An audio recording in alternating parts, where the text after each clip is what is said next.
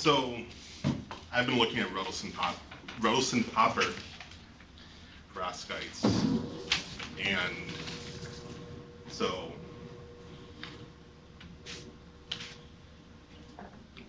the Dion Jacobson that he was talking about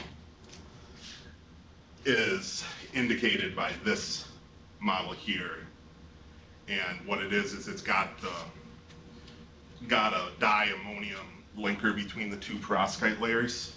So in VAS we have this periodic along the Z coordinate.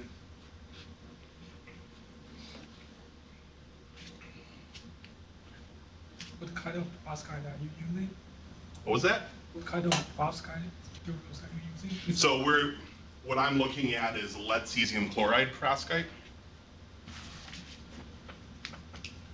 And so the idea is that this organic layer here can create layers that will allow it to work more efficiently in photovoltaics. So then here I have the DOS for this model, and it has about a 2.3 EV band gap.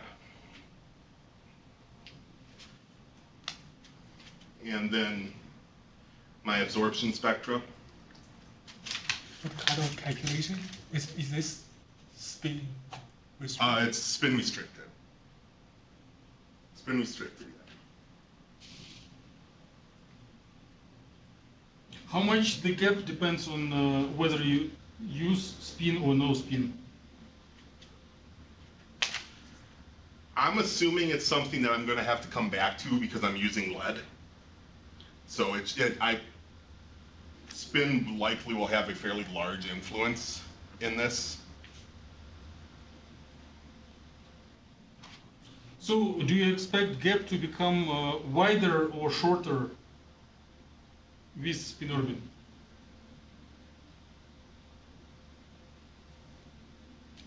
Wider? Huh? Wider?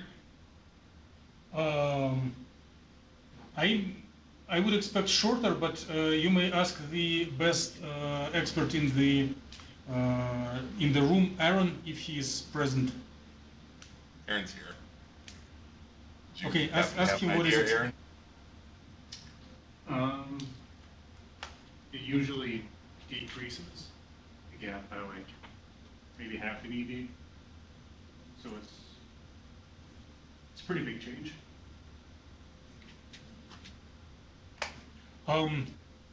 Same question to David and maybe to Aaron. What are the expectations for oscillator strengths with spin orbit? Will the lower transition become brighter or stay the same?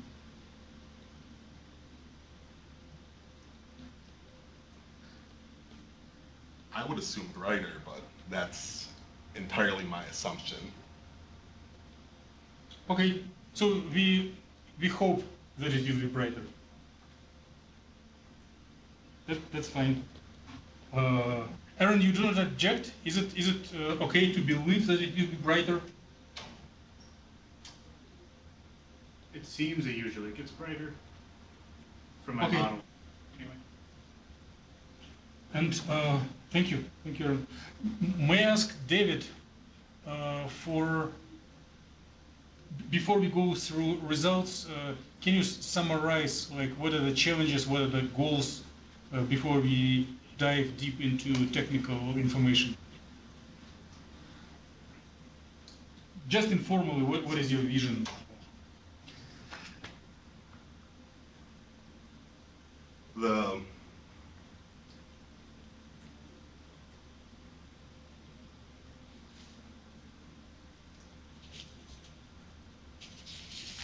The goal is to improve the efficiency in photovoltaics using these materials. Okay.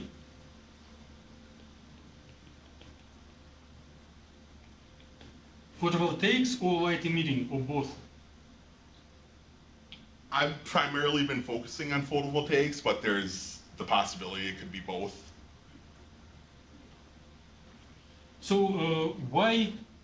I know it's strange if I'm asking this question because I suggested you to focus on it. But if you stay in front of unbiased audience, like what makes you, what drives your interest to two-dimensional perovskites specifically? What are their features that makes you excited? What is different in two-dimensional compared to other forms? So there is evidence that in these forms they're more stable, especially to heat and moisture, which is very important in photovoltaics. One thing that we haven't been considering at this point is the materials around our perovskite, whether that's electron or a hole carrying layer or some type of ligand. We haven't been considering them at this point.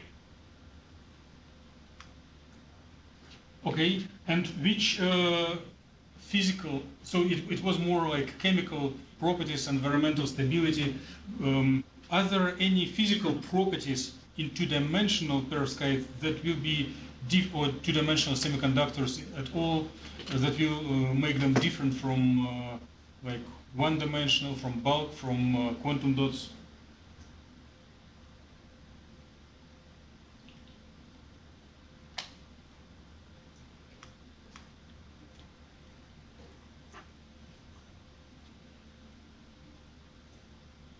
I don't know. Very, very informal. Like, for example, the confinement is imposed on one dimension, so it is simpler to analyze. Right? Okay. Yep. Is there anything else? Please check with, please ask Aaron because he was attending some talks on this subject. Is there anything you wanted to add, or we can talk to you later if you want? So people in Los Alamos look at these because, or one reason they do is improve stability, like you mentioned.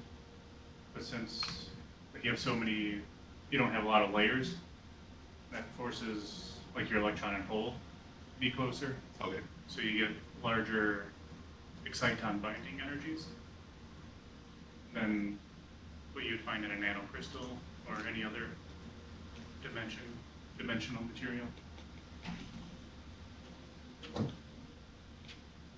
So it is expected that in this two-dimensional, the excitonic effects will be much bigger than in other forms of perovskites. It's a little a challenge for our methodology, but challenges drive enthusiasm. So it is something novel that we didn't try before. So it's excitonic. Okay. Okay. Yeah, please, thank you much for the challenges and goals, and please go forward. So here I have the. Oh, I apologize. Before we go forward, can you also summarize all models that you will be presenting? Not showing them, but just verbally. So I'm going to be presenting on two models. I am looking at first the hybrid Ruddlesden-Popper model, which, as Dimitri talked about, we have apparently learned it's also called a Dion-Jacobson, or I have to look that up again. So what this is I have a perovskite here. This is it's got 4 lead layers. And then down here I have propyl diammonium. And this is periodic in the Z direction here. So these organic layers are separating different perovskite layers. Mm-hmm. The other model that I'm looking at is a more traditional Ruddlesden-Popper perovskite. That one is also a lead cesium chloride. perovskite, but in that case, instead of these organic molecules separating them, there's iodine ions separating it. And one of the things that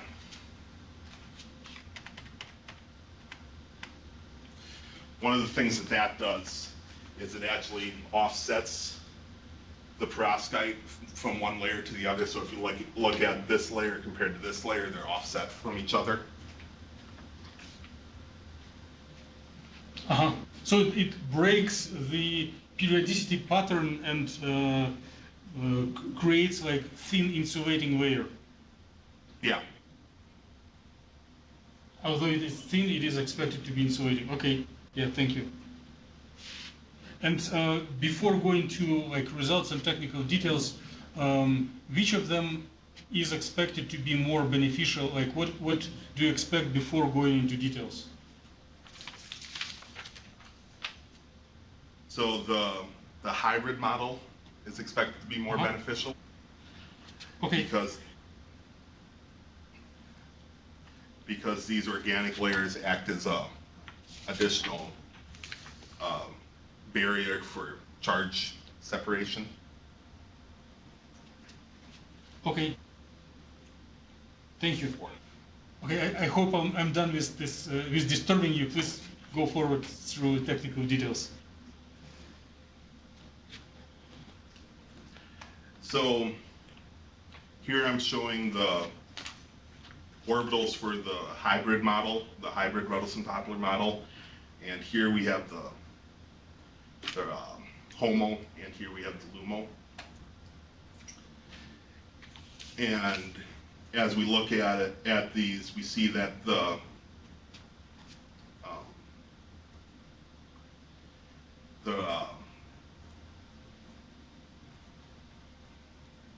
density is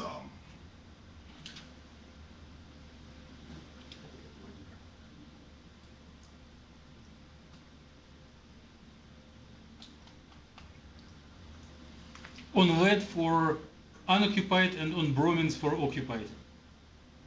chlorine, that's the word I'm looking for. Okay. It's Halogen. chlorine, but yes. It's on the halogen and on the lead here. Okay. And we also see that there's nothing on either of them on our organic layer. Okay. Can you comment something about particle in the box?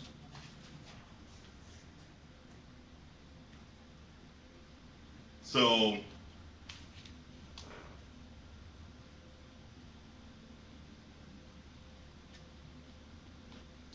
it's creating a box about the size of our perovskite layer.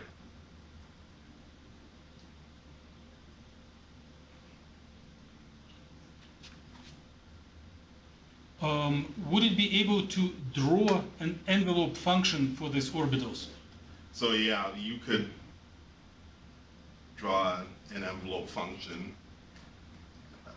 This one's harder to draw, especially since the screen's covering it a little bit. But this is approximately one without a node, where this one will have one node. I remember. Okay, so if you present the same slides next time, you can hand draw this envelope function for explanation.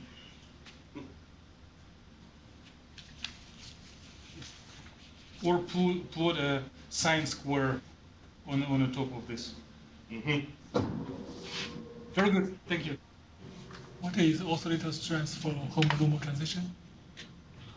I do not remember. It's like big or very small? It was in the middle of the strength for the molecule. But is it around 1 or around 10 to the minus 3? Yeah, it's closer to 1. Okay, this means sufficiently high.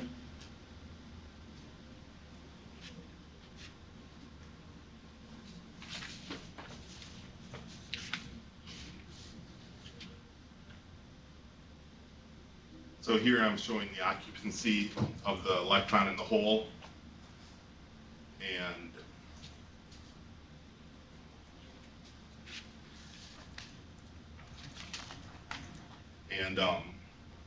So we initially bring the hole to LUMO minus 19 and the electron to HOMO minus 19 and the electron to LUMO plus 39.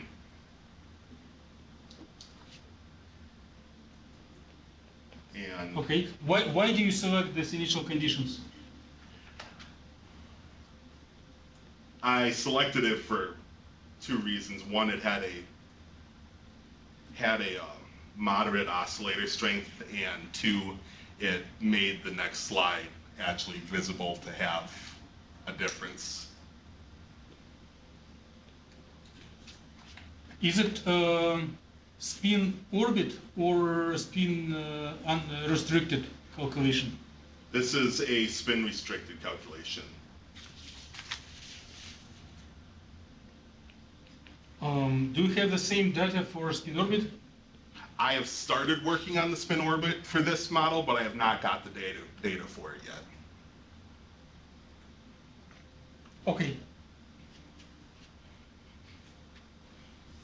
So what's the story? How to interpret these images? So it moves, the hole goes back to HOMO along a fairly steady and relatively quick path in the middle, where the electron has points where it stays in specific locations, and the final position appears to be a near degenerate state.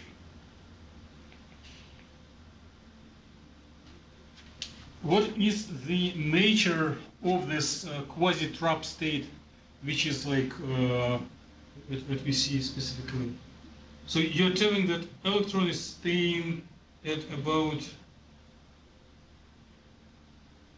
LUMO plus 15, right? Right here? Yeah, somewhere in 15-ish, 14. So what's the nature of this orbital? Did you plot the orbital and looked of any specific feature? I did not plot that orbital.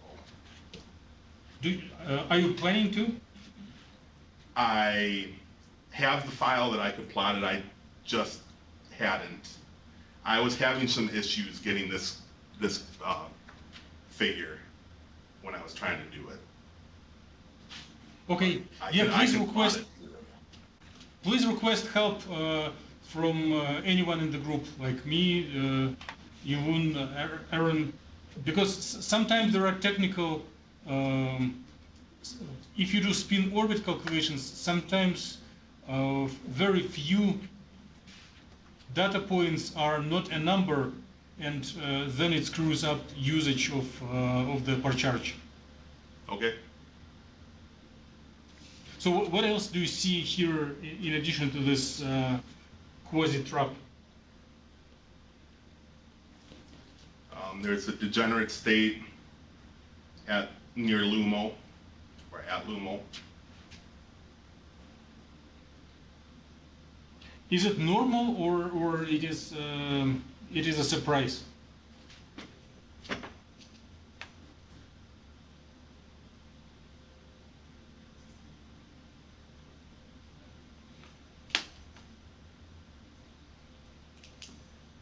I'm going to go with surprise.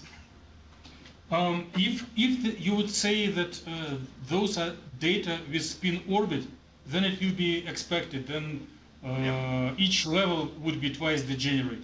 Yep. But if it is spin restricted, then it is a little surprise, but maybe there is an explanation.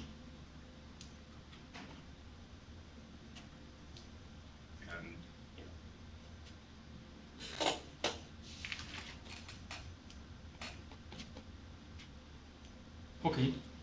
Actually, could you, Yep. like the screens are away from the bottom, could you like expand out? So it even looks threefold degenerate.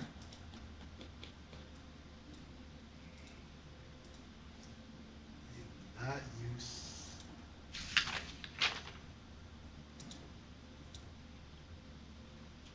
Or maybe it is a fourfold because we do not see a little thing on the back.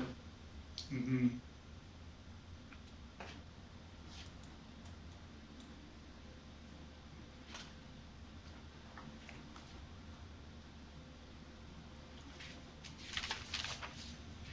And if we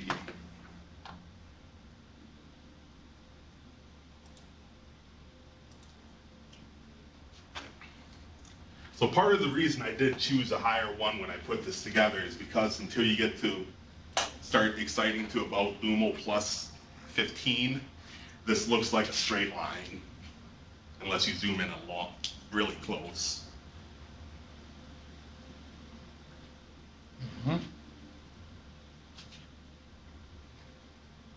So based on this figure, it looks like HOMO-LUMO gap is 0.2 electron volts.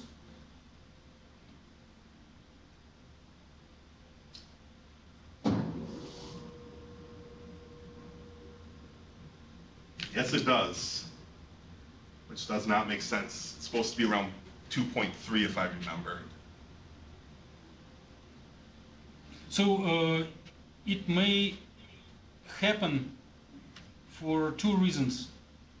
Most typical if you miscount numbers of orbitals when you set up O min, O max, and HOMO in the MATLAB code. Okay?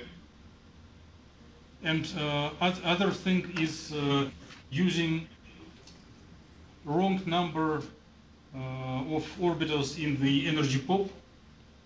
And the third possibility is that you did use, it could be mixed results from like one piece of data are borrowed from one data set and another from another one. Okay, I'll go back and check that. Okay, but assuming that it is correct, what would be the interpretation? So as the hole relaxes back, we see that it comes up through a state in the middle at about 100 femtoseconds. I'm remembering my math right. Before relaxing toward LUMO around 1 picosecond, where the electron relaxes and it relaxes to a state also around 1 picosecond before quickly going to LUMO from that position.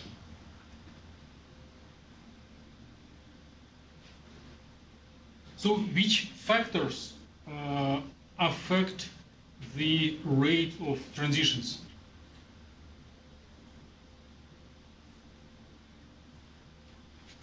Do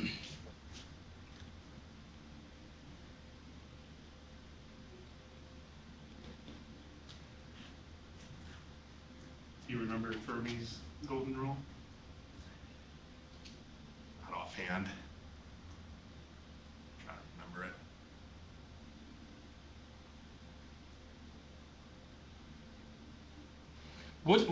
What is the mechanism of this dissipation? Why and how energy is being transferred from electronic degrees of freedom to nuclear degrees of freedom?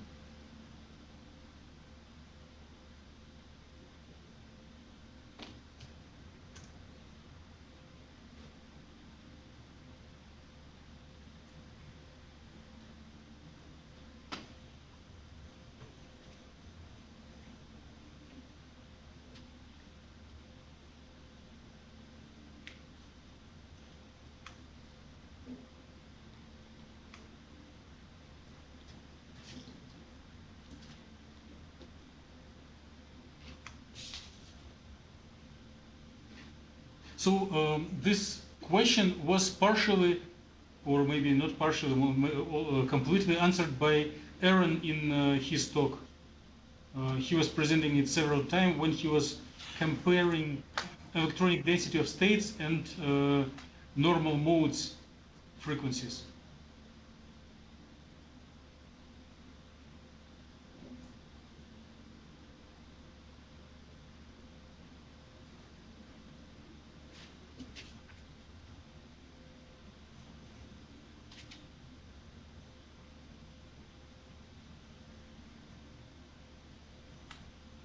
I do not remember. Okay, let's. We have a bit of time. What are the normal modes?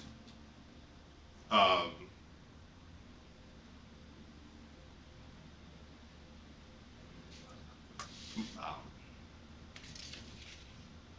Vibrations, that's not right. Oh, that's right. Okay, the vibrational modes. Okay, and what does it mean? What is the most specific feature of a vibrational mode? That it has a distinct energy. Yes, frequency. It's frequency with which, Okay. yeah, specific group of molecules contracts and elongates, right? Yeah. So it is permitted frequency, natural frequency with which group of molecules is allowed to vibrate. Would you agree? Yes.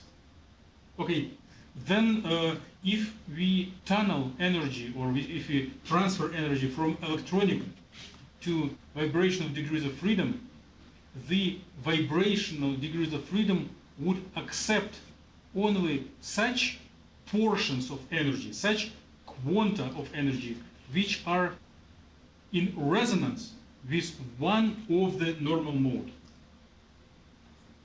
Okay. Make sense? Yeah. So you need to match a resonance condition between transition between pair of electronic states and one of the normal modes of the system. Okay.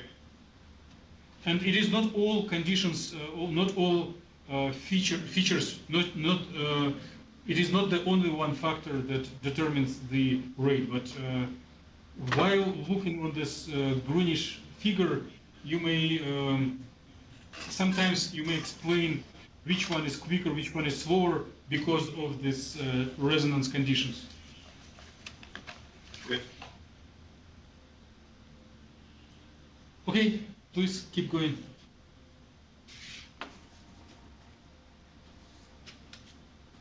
So then our second figure, we see the excitation energy from our molecule as a function of time. And we see that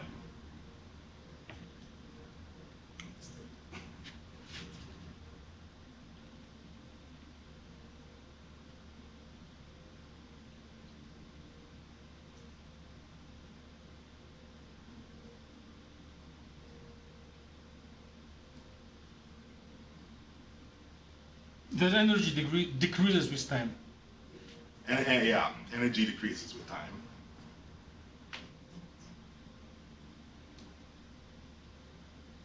And some of these intermediate states can be emissive or can be not emissive. Yes.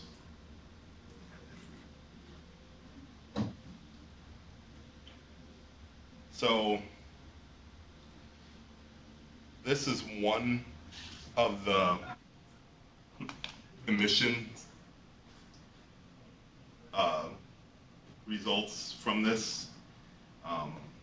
Beginning of the month, you sent out a code update with a few different versions, and this is the one that, assuming I understand it correctly, takes into effect thermal fluctuations. Mm-hmm. And because the code was set to run at 1,000 Kelvin when I did this, It has a lot of fluctuations, and the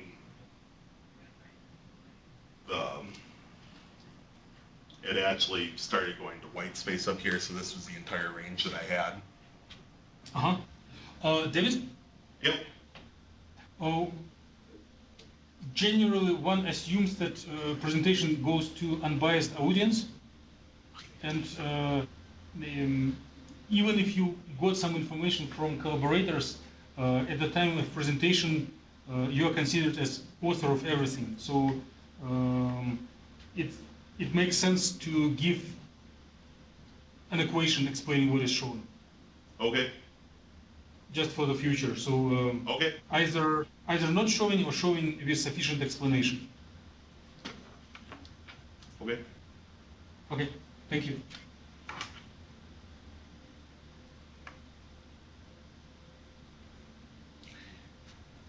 And this is another model for the emission. This one uses the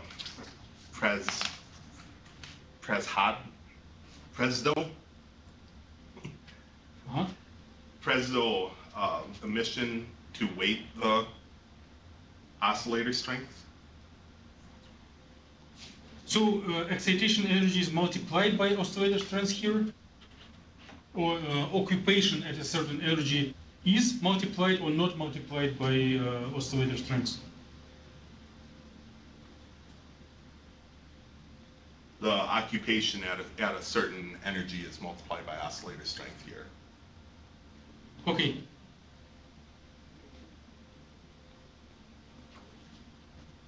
So only those pairs of orbitals that are simultaneously occupied and do have non-zero oscillator strengths contribute to emission. Yeah. So if you would put titles for each slide, which is not a bad idea, probably you would title this slide Integrated Emission. Okay. So what and where is integrated? So this side with the green line is the integrated emission. And what has been integrated? The emission, the intensity. And how to show it on the figure? Like, can you visually show what is the connection between blue and white figure? So the connection is the energy. So here is related to this peak here. This is the time integrated plot, or time No, this is time dependent. dependent plot. So this one is related to this peak. And this one is related to a peak that's right in here that's very light. This one, where these are related to these peaks. So you are taking the peak in blue figure and integrate it from left to right at a certain energy, but we're scanning through all times. Yeah, through all time. So it is an integral over time. White figure or white line, green line in the right panel is the integral over time at each energy. Yeah. Okay, very good.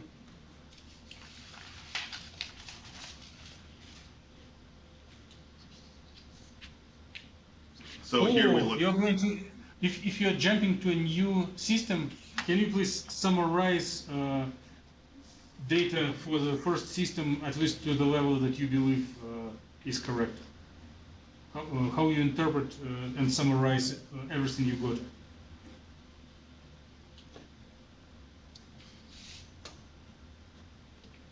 So with this model, we see that the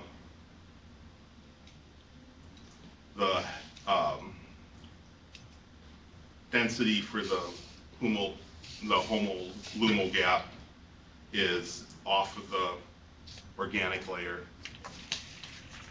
and it has a band gap of approximately 2.3 eV.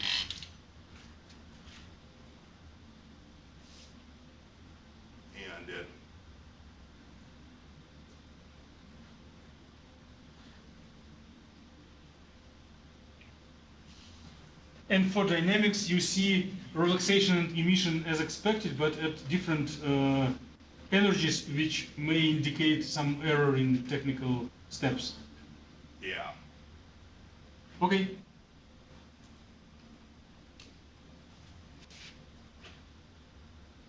So this is the second model I'm working with, and if we look at it, we have iodine atoms to act as separators in this one. And as we look at it, this one has about a half a EV larger band gap than the previous model. So a little, approximately 2.8, which corresponds to our absorbance graph.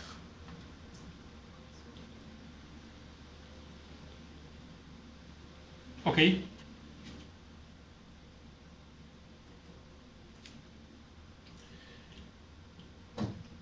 And on this one, we can see, much like the previous one, the density for HOMO is primarily on the halogen atoms, but unlike the previous one, it continues through this spaced layer. And on the LUMO, it's on the lead atoms again, but once again, we see it continues throughout the spaced layer.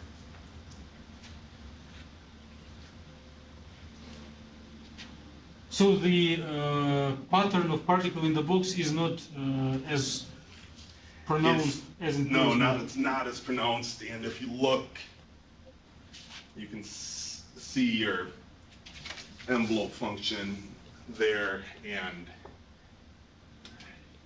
this one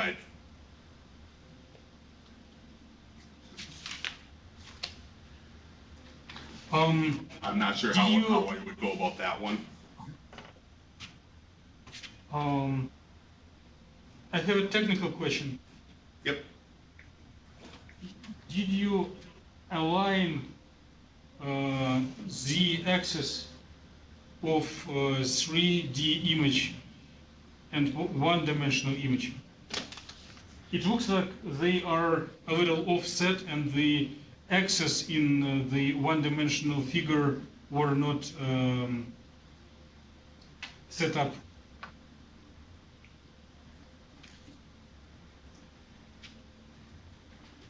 They should be aligned, but it does look like the HOMO is a little off. Well, did you apply the Y range command in the GNU plot?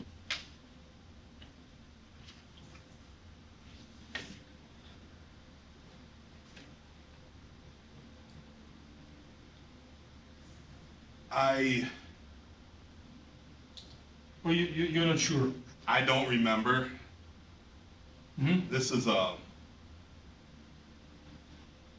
Because if you do not explicitly make this Y range command, GNU selects range automatically and sometimes adds a little adjustment at the top and bottom, and it makes it hard to compare.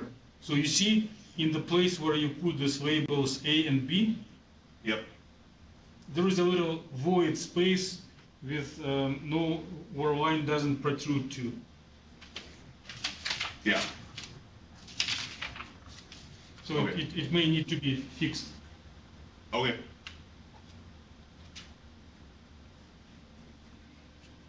But conclusion is still that the insulating layer is not really insulating. It's like partially insulating. Yeah. Okay. So here, and it's in this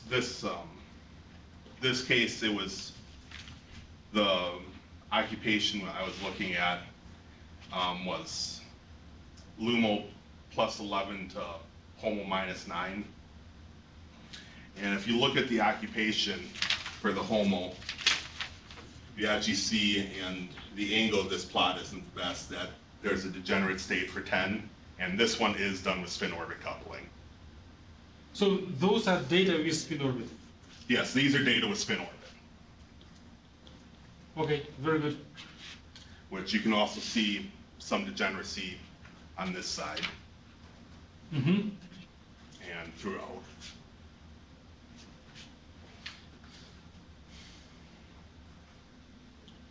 So how do you interpret the following feature? You have occupation only in a degenerate initial state and at the degenerate final state. And the intermediate states are barely unoccupied.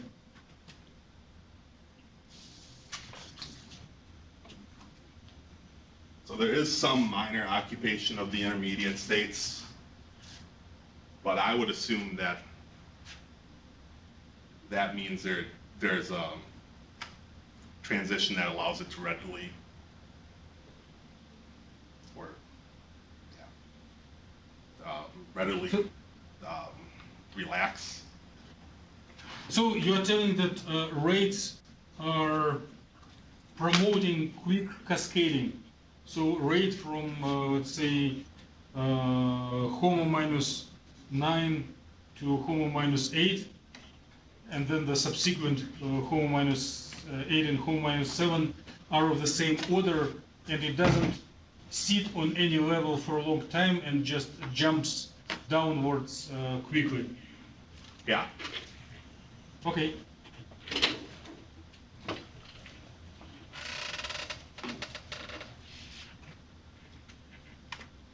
Please keep thinking, and this analysis will be needed when you present to unbiased audience and when you write like thesis or paper.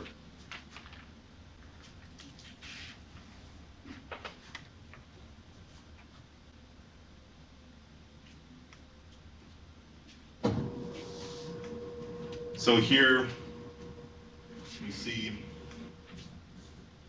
a relatively quick jump from the excited states or to the relaxed states, but we do see on both the HOMO and the electron and the hole some tailing. What? Please repeat. So we see a relatively quick relaxation for both the electron and the hole, but for both of them as well, there is this relatively slow relaxation rate that goes out farther. Huh, interesting. So you see two simultaneous pathways. Yeah. And I mean, the way this is zoomed, it's not the easiest to see, but you can actually see that there's a change in the slope of our line right here. Uh-huh, interesting. So it's And that they're like similar. superposition of two pathways at the same time. Yeah. Very interesting.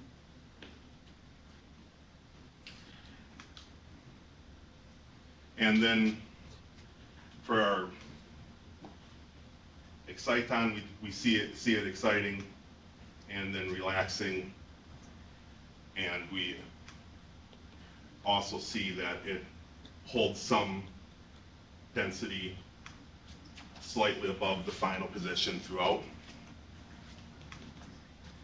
So for this secondary pathway, does it contribute substantially to photoluminescence, or is like a noise?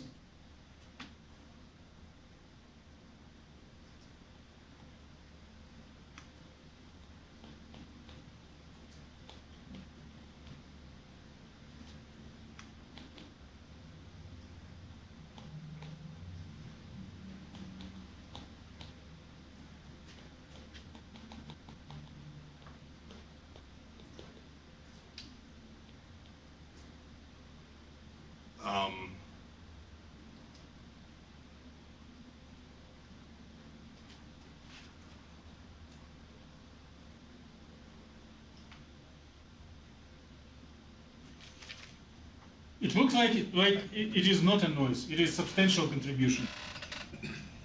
Okay.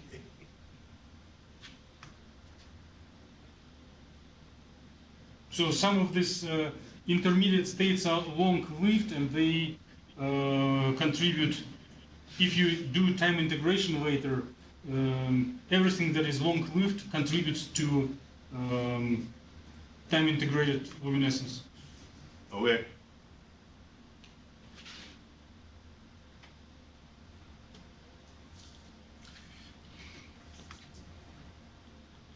So here we once again see one of the photoluminescence plots, and this one is taking into account thermal fluctuations, and we can, therefore it has a lot of high-level occupancies that emit.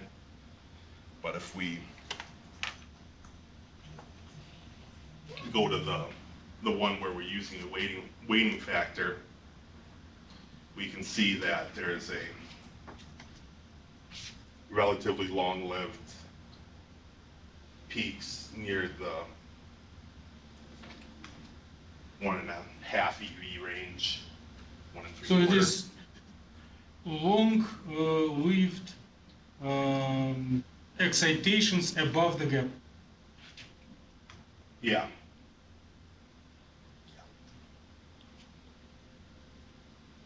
So those are contributions from this secondary part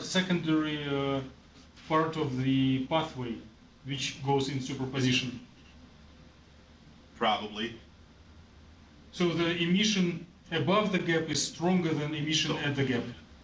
This one right here, which is this faint line, that's the one for at the gap.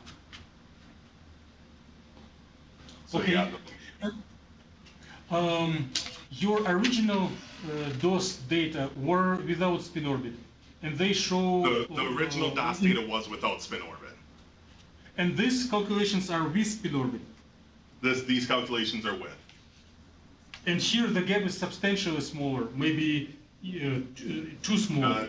It's like 1.3 gap electron volt. Yeah.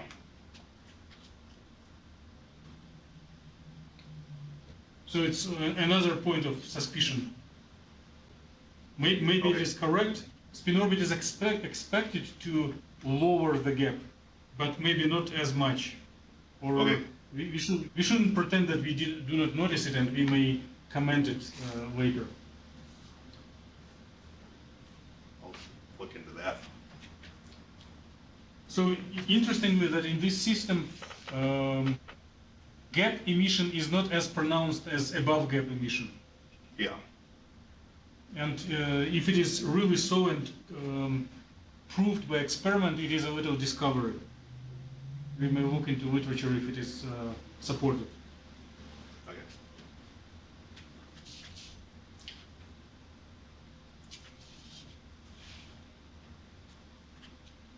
Is it the last slide? So that was the last slide. So if what we see from this model is that the spacers don't have a very good insulating factor for the perovskite layers. We once again have some issues with our dynamics comparing to our initial data, Okay. which I need to go through and check, see what's happening. I guess, what were those issues? I came in late. So if you look at the, it's even easier to see with this last one. So if you look at it, we've got 0.2, 0.3 EV gap, Okay. where the DOS says we should have about a 2.3 EV gap. Huh. Yeah, that's And we're seeing the same issues with the second one, it's just not as pronounced. So I'm assuming that I made a mistake entering something in the code. I'm hoping I made a mistake entering something in the code. That would be the best case scenario. So what's the model that you're looking at here? You have like separated perovskite layers or something? So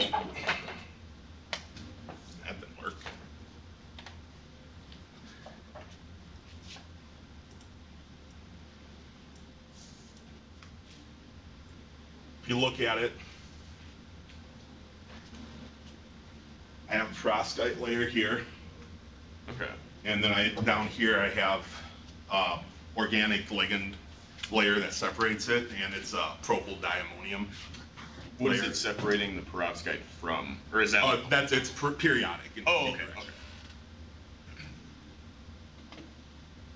okay. So what are you So trying in X and Y direction, it is like In X and Y direction, it's in vacuum. Okay. not vacuum, semiconductor, periodic. And in Z direction, it is insulating layer of this organic dual-headed stuff that you know how to call, like butyl, ammonium. Right? Yep. So yeah, if you look at it, you can actually see some of the hydrogens on the top that connect to these nitrogens. No hydrogens or chlorines? These white things right here are hydrogens. Oh, okay, yes. There's chlorines up there too. And this is cesium lead chloride perovskites. Okay.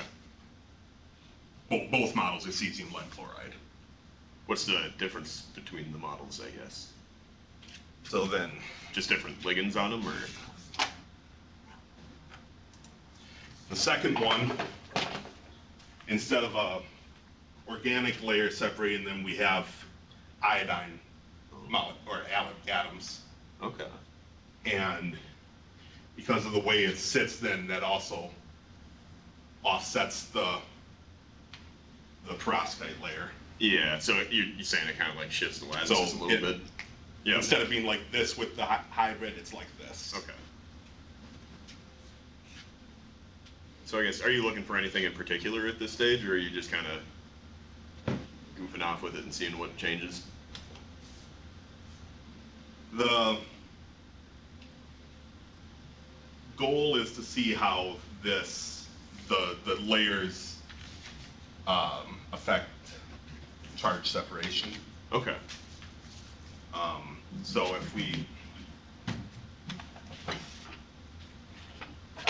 lost the clicker, if you look at this, you can see that the organic layer has no density for the HOMO or the LUMO, Okay.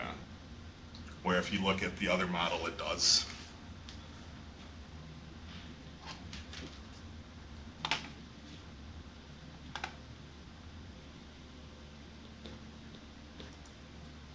London?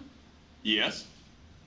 I'm going to add to answer to expand explanation by David. So quantum confinement is expected to improve several properties, primarily ability of material to emit. Okay. Right. These both systems are two-dimensional. These both systems exhibit quantum confinement due to these insulating layers.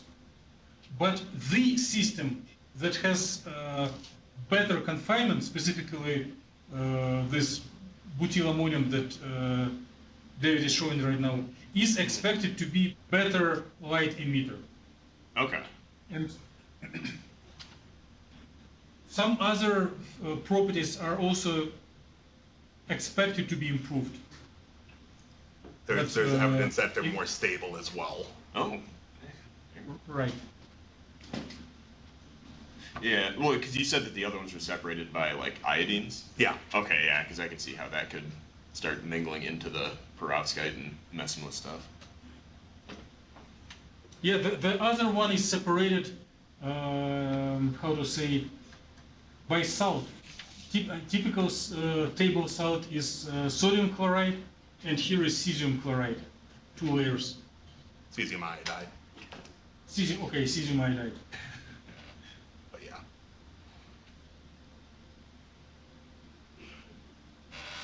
And it's slight, I'm not sure if it is the right word, topological effect, because if you try to follow pattern of ions from the top to the bottom. Half of the cell, the pattern is repeated, and another half of the cell, they are offset a little bit. And it means that it creates, it breaks the pattern and makes it more harder for electrons and holes to go across this barrier, this phase offset.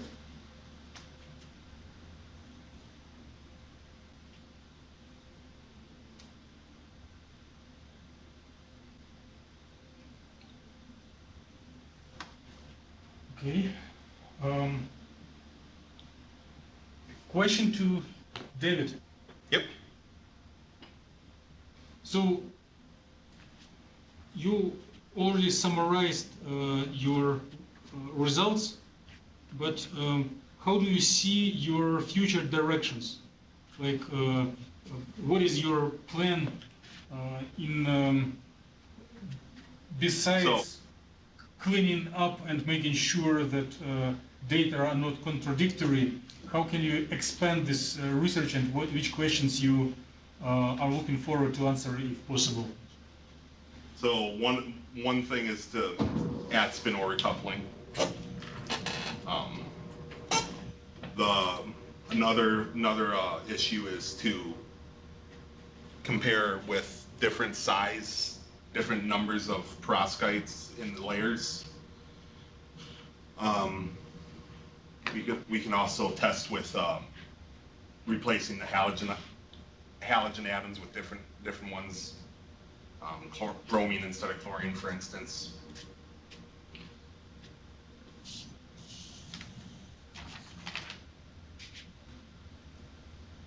Do you have plans to quantitatively summarize ability to emit? Do you have a algorithm to convert your emission data into quantum yield of photoluminescence?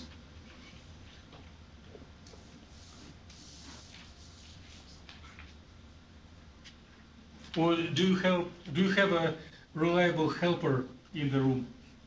I hope so. Okay. Do you see feedback in eyes of the audience of someone Yes. Eager to help? Okay. Okay. What is your expectation on the following question? Suppose you redo your calculations with multiple K points. Okay. Away from not only gamma, and repeat all calculations in the same way as Fatima is doing. Okay. Do you expect results to coincide or agree well with what you got right now, or maybe there will be some differences? Just your feeling or your general thoughts.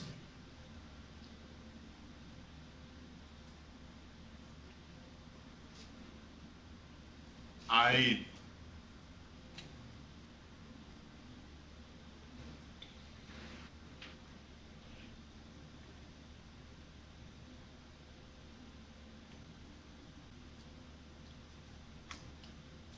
think it would correspond pretty well.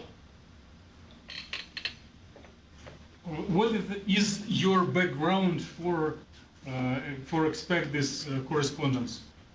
Very minimal. No, but specifically, why? What are the reasons to believe that it will be corresponding or coinciding?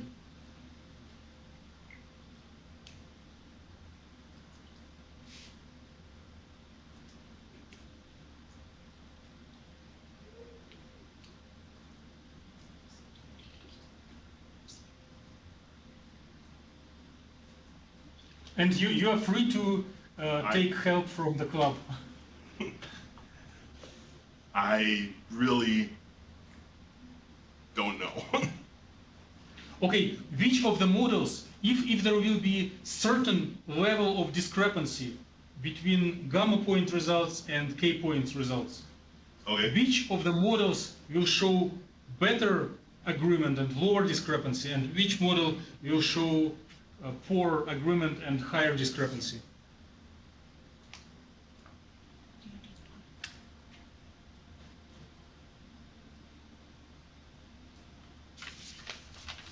I would assume that the totally inorganic model would show better correspondency.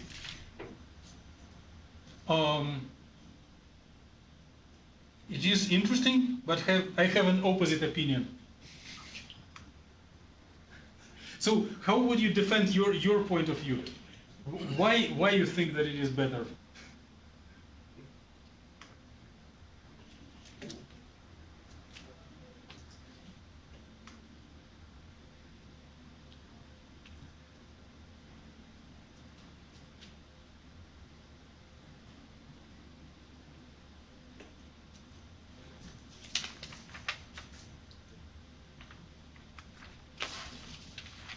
You should have some intuitive ideas, and they can. My idea relates to the iodine, but it's entirely a gut instinct, and I really, in my head, the iodine would be less affected, but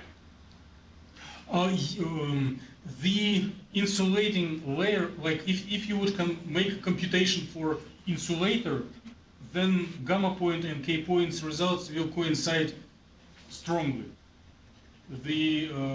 This momentum distribution is important only for semiconductors and metals. And for your idea of iodine is not wrong. But if you run for calculation with momentum distribution, what will be the K points file? Which data would you feel for how many K points for X, Y, and Z directions for the first attempt? Right now, number of K points for X, Y, and Z will be 1, 1, 1, right? I would assume 2, 2, and 1. Yes. So you are making more than 1 K point for those direction where there is a periodicity. And you keep 1 K point in the direction where you see insulating layer. Yeah. Okay. Okay. So in the direction where you have periodicity, which of the models is thicker? The hybrid layer, the one with the organic. Okay. So there is a it's not a rigorous theorem, but it is rule of thumb and observation. Momentum dispersion for small cell of the same material is equal to gamma point calculation for cell which is replicated several times. So for thicker cell, it is legitimate to use gamma point. And for thinner cell, there is an expected momentum dispersion. Okay. So if you want to stay away from K points, you may want to replicate this purely inorganic maybe twice in X and twice in Y. Okay. At least consider, it may make the model too large for any computation, but just as a food for thought. And when you'll be writing papers, there is a specific discussion section where you share thoughts, and sometimes thoughts are not practical and crazy.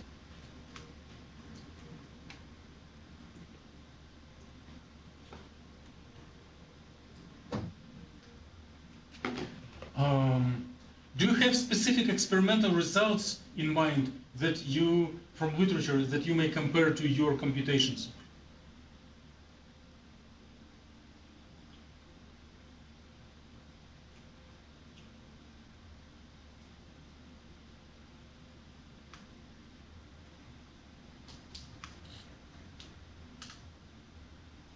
I remember seeing some, but I don't remember any specifically. Okay, so you may set up a plan of extracting data from experimental papers that is comparable to your results. Like you may extract spectra, either absorption of photoluminescence, you may extract rates of relaxation or rates of formation of transient absorption signal, and for the future record them in the specific file and for future comparison. Okay. Good. Other questions? I apologize, I'm not seeing the audience and I cannot react if anyone has questions in front of me, but are there more questions or suggestions to David?